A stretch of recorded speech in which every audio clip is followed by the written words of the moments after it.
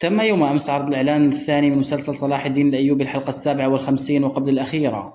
الإعلان شهد خروج صلاح الدين من حالة الاكتئاب التي ظهر عليها في الإعلان الأول. صلاح الدين الذي أصبح مقيد في مواجهة الصليبيين بعد توقيعه لاتفاق صلح معهم، يبدو أنه يستغل هذه الفترة للإعداد لفتح بيت المقدس حال تم خرق الصلح من قبل الصليبيين، وهذا ما سيحدث حيث شاهدنا تولي اللورد جاي للحكم بعد وفاة الملك بالدوين.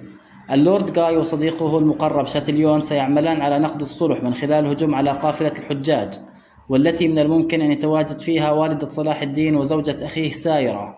وبعد هذا الهجوم الدموي سيقوم صلاح الدين بمحاربة الصليبيين بشكل غير مسبوق، وسيدفعهم ثمن خياناتهم، حيث أن صلاح الدين قام تاريخيا بفتح 40 مدينة في بلاد الشام بعد نقض الاتفاق من قبل الصليبيين. ومن الممكن أن تشهد الحلقة المقبلة تجهيزات لمعركة حطين الخالدة، والتي كانت أحد الأسباب المهمة لفتح القدس درة العالم الإسلامي، أعادها الله محررة مطهرة من جديد إلى عالمنا العربي والإسلامي، وبارك الله في كل من بذل ويبذل جهد في تحقيق هذا الهدف. في النهاية شكرا لكم على حسن المتابعة، رجاء الاشتراك في القناة والإعجاب بالفيديو. السلام عليكم ورحمة الله تعالى وبركاته.